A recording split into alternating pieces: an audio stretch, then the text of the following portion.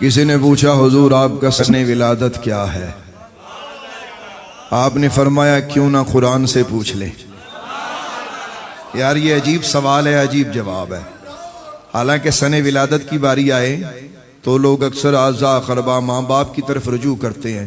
امام احمد رضا بریلوی کا علم دیکھو، شعور دیکھو، عقل دیکھو، اللہ رسول سے نسبت دیکھو۔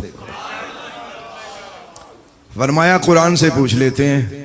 اب وہ بندہ بڑا حیران ہوا کہ یہ تو عجیب بات ہے کہ اگر کبھی کسی شخص سے اس کا سن ولادت پوچھا جائے تو اس نے کبھی یہ نہیں کہا کہ جی میں قرآن سے بتاتا ہوں۔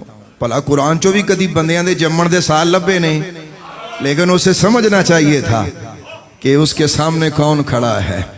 امام احمد رضا بریلوی، سنیہ دا مرشد، سنیہ دا پیر، سنیہ دا رہبر، سنیہ دا لیڈر،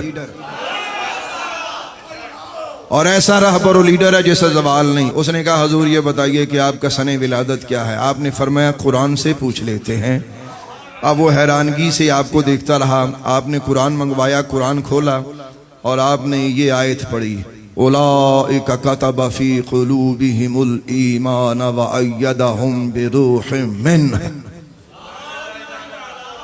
اس نے کہا حضور اس میں تو مجھے آپ کا سن ولادت نظر نہیں آ رہا۔ فرمایا تھوڑا سا صبر کرو، ابھی نظر آتا ہے۔ آپ نے فرمایا اس کا ترجمہ سنو۔ اس کا ترجمہ یہ ہے، یہی ہیں وہ لوگ جن کے دلوں میں اللہ نے ایمان لکھ دیا ہے، نقش کر دیا ہے، اور ان کی مدد اللہ جبریل کے ذریعے کرتا ہے۔ آپ نے ارشاد فرمایا، اس نے کہا حضور مجھے تو اس میں کوئی آپ کا سن ولادت نظر نہیں آیا۔ فرمایا اگر علم العادات جانتے تو یہ جواب میرا سن کر آپ کو خوشی ہوتی، اگر آپ علم العادات جانتے تو آپ سمجھ جاتے میں کیا کہہ رہا ہوں۔ فرمایا علم العادات کے ذریعے اگر اس اتنی آیت کریمہ کے اتنے حصے کے اعداد نکالے جائیں تو 1272 بنتے ہیں، اور الحمدللہ 1272 ہجری امام محمد رضا کا سن ولادت ہے۔ یہاں تک بات سمجھ میں آ گئی؟ بندہ اٹھیا، بندہ پیر چومن لگ پیا، انہیں کہا صدقے جاواں ایسا بندہ تے میں پہلی دفعہ دیکھا جیڑا اپنے جمن دا سال بھی اللہ دے قرآن چو کٹ کے دیندا ہے۔ سنیے گا ذرا، ایک چیز اور میں اعلیٰ حضرت امام اہل سنت کی آپ کی خدمت میں رکھنا چاہتا ہوں۔ لوگ کتابیں لکھتے ہیں، کتابوں کے نام لکھتے ہیں۔ تسی کو کتاب لکھو پنجابی، اردو، عربی، تسی وہ دے کتاب دا نام رکھ دیو۔ امام احمد رضا بریلوی اتنا بڑا رائٹر ہے، اتنا بڑا ادیب ہے کہ آپ کی کتاب کے نام میں ہی، صرف نام میں 4 فائدے ہوتے ہیں۔ امام احمد رضا بریلوی کی کتاب کے نام میں ہی 4 فائدے ہوتے ہیں۔ پہلا فائدہ کیا ہوتا ہے امام احمد رضا بریلوی کی کتاب کے نام کا؟ کہ وہ نام عربی ہوگا،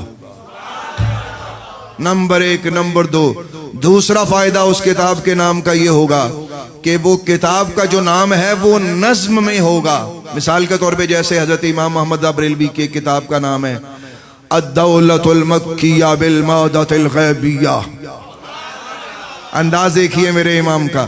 اچھا امام محمد بریلوی کی ایک اور کتاب کا نام ہے حسام الحرمین علی منحر الکفر والمین۔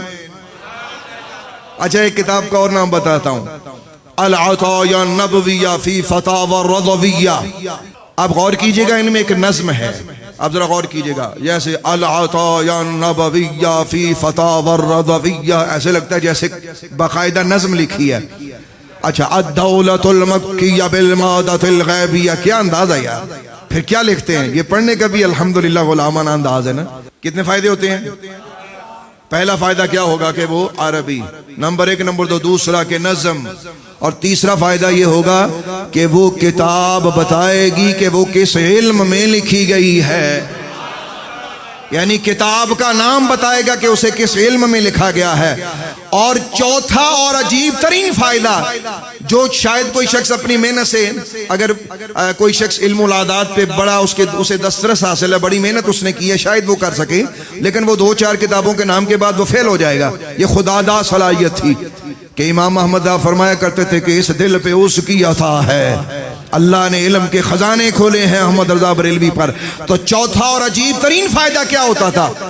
جس سن میں آپ کتاب لکھتے تھے نا، جس سن میں آپ بولے ذرا میں کیا کہہ رہا ہوں، جس سن میں آپ اس کتاب کا جو نام رکھا ہوتا تھا اگر اسے آپ علم العداد کے حساب سے نکال کر اس کو جمع کریں تو وہ سال نکل آتا تھا جس سال میں وہ کتاب لکھی گئی ہے یار.